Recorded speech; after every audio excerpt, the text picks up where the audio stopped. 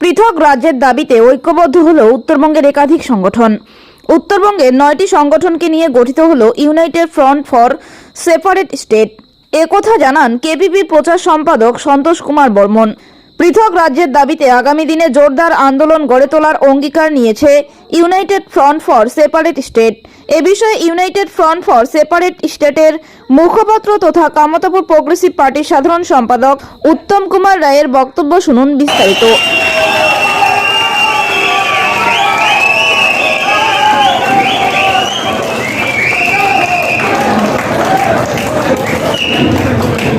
धन्यवाद सभी को और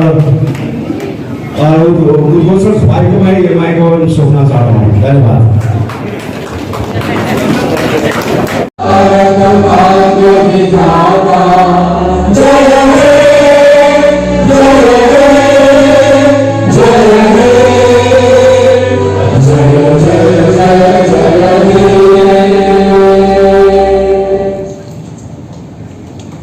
একসঙ্গে সবাই তো মোটামুটি একটু অন্যরকম দাবি রয়েছে এই সেপারেট স্টেট হিসেবে, কি করে আপনারা একমঞ্চে একসাথে হচ্ছেন? কি অলরেডি মেমোরেন্ডাম অফ আন্ডারস্ট্যান্ডিং বা memorandum of agreement already signature হয়ে গেছে। আমরা একটা উপনীত হচ্ছি যে আমরা first all we are want to separate from south Bengal. North বেঙ্গলকে আলাদা রাজ্য হিসেবে আমরা দেখতে চাই।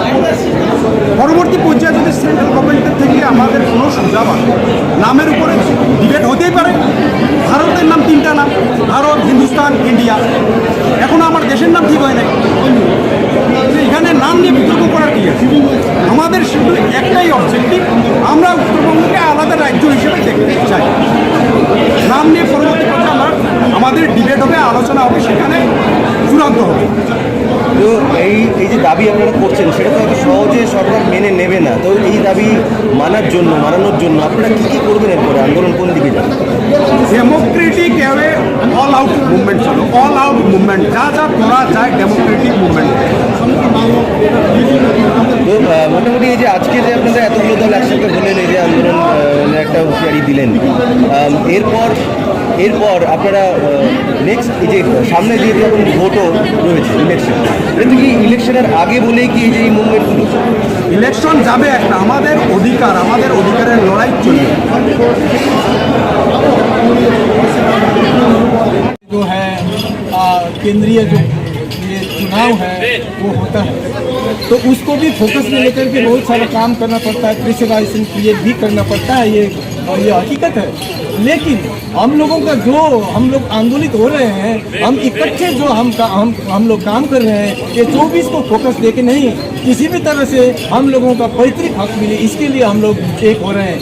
आगे अलग अलग होकर के लड़ते थे और हम लोगों की जो लड़ने की तरीका थी तो ये गलत तरीका भी था और हम भूल भी कर गए कई एक सारे। तो अब हम लोग मिल करके कर रहे हैं ताकि हम लोग जो हम अपनी पैतृक भूमिका है मिल करके ले लेंगे बोल करके हम लोग ये कर रहे हैं। अच्छा, समय ऐसा भी था विगत में कि आप लोग एक मंच में आके कहीं ना कहीं अलग राज्य का मांग किया करते थे, ये सारी दुनिया को पता है। वो सक्सेसफुल क्यों नहीं हुआ? सर बात समय था ऐसा, आप लोग एक हुए थे कि नहीं? केपीपी, गोजा मोमो हुआ था कि नहीं?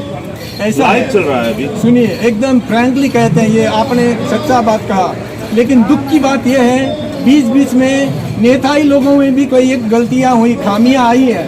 ये बात ऐसा कौन सा है, नेता का बात कर रहे हैं? मैं कोई किसी नेता का नाम नहीं लूंगा। जब आप लोग का सत्ता पूरा बात आप लोग ऐसा के है, हाथ में था, बहुत सारे नेता हैं पास में, तो उनसे भी गलतियां हुई है। क्योंकि जब बहुत सारे मतलब कौन सा नेता? नहीं, वो मैं कोई एक नेता का नाम नहीं लूंगा, मैं आपको मैं बताया।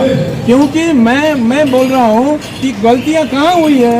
सरकार ने बताया कि आप ये ले लो, कम से कम ये लेकर के कुछ दिन चलाओ, और जब वो उनको नहीं सुनना चाहिए था, लेकिन उन्होंने सुना और चलाया। माने जीटीए का बात कर रहे हैं आप? एक तो जीटीए, उससे पहले उससे पहले जीजीएससी था, उसके बाद में जीटीए था। बात नहीं कर रहा हूँ, जब आप लोग एक हुए थे जीटीए तो आप लोग ने ही एक्सेप्ट किए थे, तो अभी जीटीए आप लोग क्यों उसका अगेंस्ट में जा रहे हैं? और ये बहुत उम्दा प्रश्न आपने पूछा, बहुत ही बढ़िया प्रश्न है ये आपका।